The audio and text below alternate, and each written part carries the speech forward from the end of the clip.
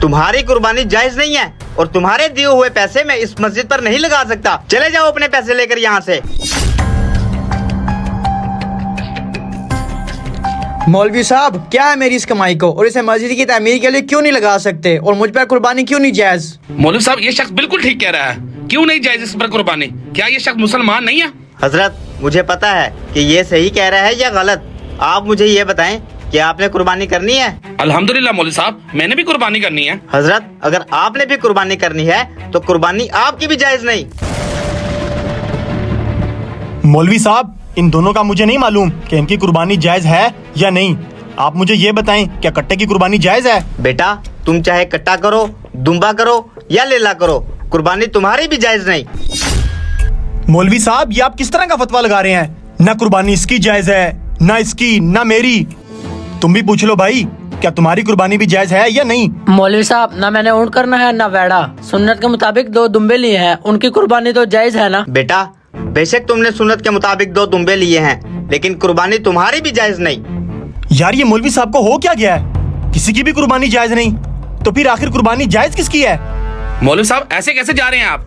हमें बताकर तो जाएं, हमारी कुर्बानी क्यों नहीं जायज? वजह जानना चाहते हो ना कि तुम्हारी कुर्बानी क्यों नहीं जायज? तो अब जरा गौर से सुनना। तुम पहले ये बताओ, तुम काम क्या करते हो? मौलवी साहब, मैं गरीब लोगों को किस्तों पे पैसे देकर उनकी मदद करता हूँ। हजरत, तुम गरीब लोगों की मदद नहीं करते बल्कि उनका खून चूसते हो, क्योंकि तुम सूद का कारोबार करते हो और सूद का कारोबार करने वाले की कुर्बानी जायज नहीं, क्योंकि सूद की कमाई हराम है। मौलवी साहब, ये सूद का कारोबार करता है, इसलिए इसकी कुर्बानी जायज नहीं। लेकिन मैं तो सूद का कारोबार नहीं करता, तो फिर मेरी कुर्बानी क्यों नहीं जायज? बेटा, तुम्हारी कुर्बानी इसलिए जायज नहीं क्योंकि तुम वापडा के महकमे में काम करते हो। तो मौलवी साहब, क्या वापडा में काम करने वालों की कुर्बानी जायज नहीं होती? हाँ, नहीं होती जायज, क्योंकि तुम रिश्वत लेकर लोगों के काम करते हो और रिश्वत की कमाई भी हराम की कमाई होती है, इसलिए तुम्हारी कुर्बानी भी कबूल नहीं हो सकती। और तुम भी गैस के महकमे में काम करते हो, रिश्वत वहाँ भी आम है, इसलिए तुम्हारी कुर्बानी भी कबूल नहीं।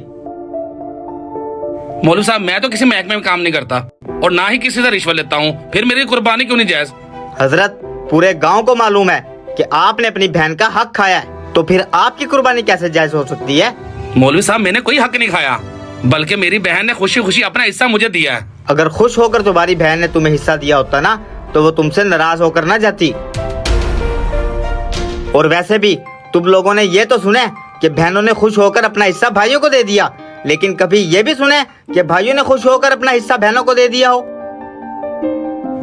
तुम पहले जाकर अपनी हमशीरा को राजी करो, अगर वो तुमसे राजी हो जाती है तो तुम्हारी कुर्बानी जायज है।